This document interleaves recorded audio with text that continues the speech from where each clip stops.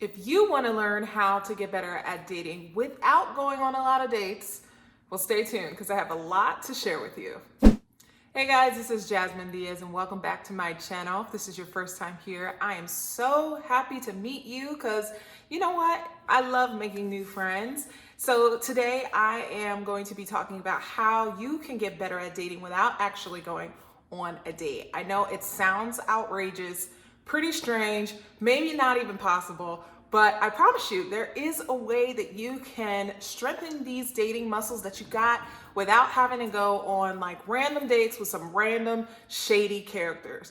I'm sure you're not looking forward to that, right? I know I'm not. So I definitely encourage you to pull up a seat today because we're going to be tackling a couple things that you can do in your everyday life to make you not only a great dater, but really prime and ready for a great relationship. There are things about ourselves that we can always stand to improve upon. So this is definitely the avenue where we're going to do that today. So grab that pen, get it handy, because we're going to dish. All right, so first up is commitment. Now, I didn't do this in any particular order, so please pardon me. This advice isn't in like steps that you should actually take from 1 to 5 or 1 to 6. But I wanted to talk about commitment because I recognize that so many people struggle with committing. And what does that mean exactly? Commitment isn't just committing to one person. Sometimes the commitment issues is emotional. Sometimes it's physical, being physically committed to something that you say that you're going to do. So I definitely think that one of the areas or one of the ways in which you can strengthen yourself with commitment is to think small. We have to start from a small place, because if you are someone who has really struggled with this or perhaps hasn't had to commit to anything, or maybe this is an area of your upbringing that was not always positive, then the expectation of you being a very strong partner in the commitment space is pretty high, and it's probably unlikely for you. So one of the ways that I suggest that you get better at committing is, as I said, starting small. So how about we get ourselves a plant? Here's one right here.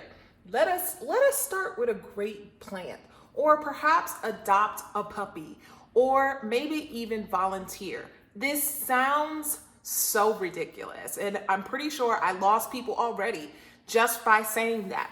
But there's a reason why I'm suggesting, because commitment means investing yourself into something and seeing it through. So if you have a hard time committing to dates or committing your time to something that you say that you're going to do, finding something that you can actually commit to consistently that will keep you accountable on a consistent basis is a really great way to grow this muscle. So water that plant. Mine is unfortunately dying because I do not have a green thumb. I really suck at plants, but what I don't suck at is commitment. So if you are struggling in this area, I highly encourage you to find some things that you can do that you can commit to. Now, this is something small, right?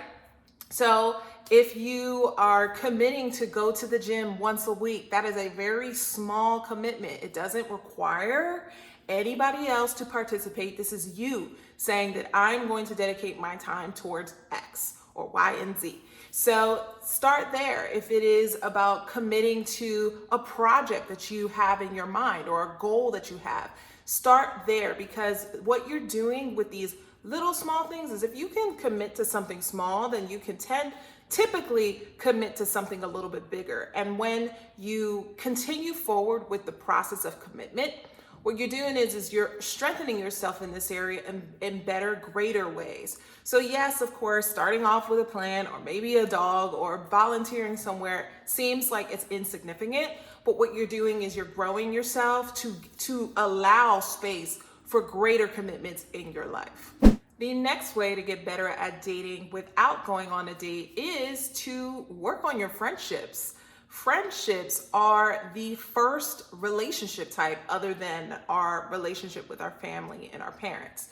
So if we think about what it means to actually have a friendship, Friendship means working through issues, right? Communicating problems, being supportive, loyalty, right? And if you have a hard time in your own relationships with lack of trust, lack of communication, or even just going on dates and communicating with someone in a thoughtful kind of a way, a great way for you to build on this muscle is by strengthening the friendships that you have. Now, I recognize that some people don't have friends, and this is true. I know it sounds crazy, but believe it or not, there are a lot of people who don't actually have someone that they can depend on, that they can consult when they need support. And so if you think about how can you be a really good partner to someone else, that really helps, like having a good friend that you can support, that you can share things with, someone that can empathize with your pain, that you can show empathy to. Those are some really strong ways that you can be a better partner. So consider that maybe your friendships are not in the place where you want them to be. Maybe you haven't called that friend. Maybe you haven't gone out to see that person. Think about all of these things when you're considering, like, how can I be stronger? Look around at your environment. When was the last time you called? When was the last time you went and saw that person? When was the last time? Think about when was the last time that you did something for your friend without them having to ask. These are the types of things that are prevalent in relationships, right? Any long-term relationship requires you actually being selfless.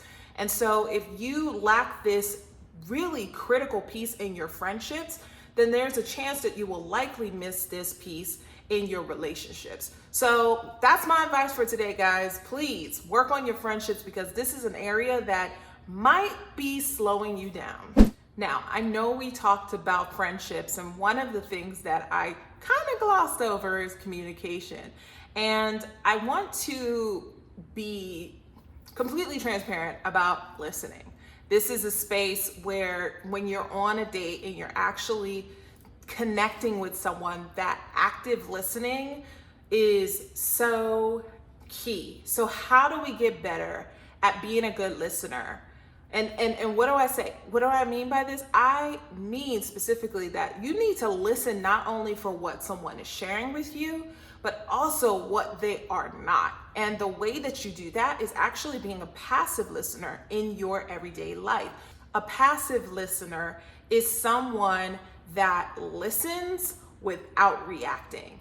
Now, how many of y'all have a hard time doing that? Like, you hear something and you always got to clap back for something to say or something to do, or, you just always reacting. I know active or passive listening is really, really hard for a lot of people, but it's essential because, one, it really helps you become a better dater.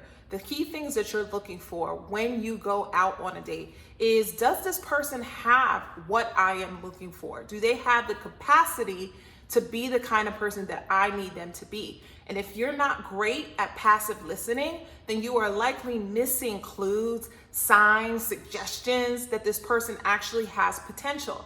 And instead, you are moving past or maybe completely oblivious to all the really awesome things about this person and the things that they possess. So really consider adding this to your toolkit as you go about your day-to-day life, passively listening to the things that your friends, your family, your coworkers are sharing with you, and not reacting, because you need to have this skill if you really, truly want to have a great relationship. But besides just having a great relationship, being in a long-term relationship requires being able to listen and to receive what a person has to say to you without you having to clap back or to snap back. I can tell you the amount of times that my husband has told me things that I completely disagree with. I mean, like, all the way disagree, but I receive what he is sharing with me, because not only is it important to him to be able to communicate with me, but it's also important for me to recognize that I'm not perfect, and there are areas in which I need to grow as a person. And if I'm constantly snapping back, constantly being petty about things, then I'm not allowing growth in my own self-development. So this is where you need to really hone in that skill, is passive listening in your everyday. I'm telling you, I'm trying to tell you guys, I'm not gonna steer you wrong. All right, so we talked about passive listening as one of the things. We talked about growing in friendships. One of the spaces that we need to uncover is how to let things go. Now, this is an area I know that social media owns, being petty, being negative, being argumentative, just flexing your opinion just because you can. These are all the things that somewhat makes an okay person, but doesn't make a good person in a relationship, or makes them a bad dater. So how do we let things go? How do we work on this in our day-to-day life without actually having to go on a date? Well, what you can do is start small. This is something that's going to be a little bit of a theme here, talking about starting small, which is starting in your everyday. So if that girlfriend tells you about that girl that you don't like and the drama that's going on, you know what? Let it go. Let it go. You have to work on this, because what it's teaching you is compromise. I know that seems like a scary word. I don't know why it got such a bad rap, but compromise is essential in a relationship. You guys understand me. So if you want to be in something long term, if you want to go on a date with a great person, there are some things that you have to be completely mature in. And this is an area that I see a lot of singles really struggle with, is understanding that you're not always going to get your way. You're not always going to have the last say. You're not always going to be right. So understanding this is important, but actually putting it into practice is difficult. So learning how to let go of little things, little arguments, little things that you experience in your everyday life, again, works that muscle so that when you are in something great, you know how to be good at it. Compromise is a key to a healthy relationship. You have to learn how to let things go.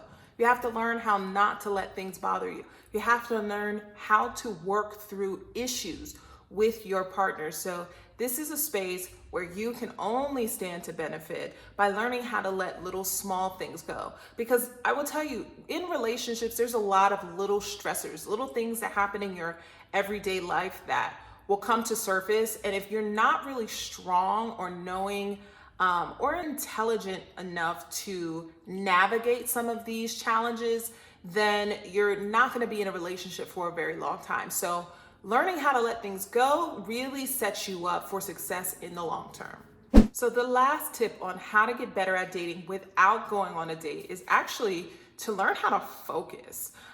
This tip actually came from my husband as we were talking about this topic today, and I was saying, hey, what are some things that I can share with some of you? And honestly, it's a hidden gem, I will say, because I think because we are so focused on multitasking, doing so many things, juggling it all at the same time, and trying to be great at everything all at once, it makes it difficult for us to actually slow down and appreciate the moment, right? So if you're going on that date and you're having that one-on-one interaction, but you're thinking about like the 50 other things that you have going on for that week, then you can't be present. And if you're not present, you're not able to actually show up authentically as yourself, as a person that this person might want to say yes to. So if you would try this for me. Let me see what you guys say, or in the comments if this feels like it's helpful to you. But I want you to try to focus on one task at a time this week. So pick one thing that you know that you can put your whole mindset into for maybe, I don't know, 2 to 3 hours, and focus in on that and work that muscle every single day for the next couple of weeks. What you're doing is you're really trying to focus yourself in on that one space so that you can train your mind to be present. Be present in the now, in the today. Because I know it's so hard. There's so many things going on, especially with COVID kind of being the beast that it is. We're juggling so many hats. We got jobs, we got kids, we got all this kind of stuff. But if you want to be good at dating, you really truly have to put a little bit of work in. And I want you to be successful. I want you to have something great, outstanding, amazing, beyond. So I hope you enjoyed this video. I definitely did. I hope you take some tips. What tips are you going to take with you on your next journey, or maybe even this week? I'd love to know in the comments. I encourage you to subscribe if you aren't already a subscriber, but I look forward to talking to you again next week. Thanks so much, guys. See you soon.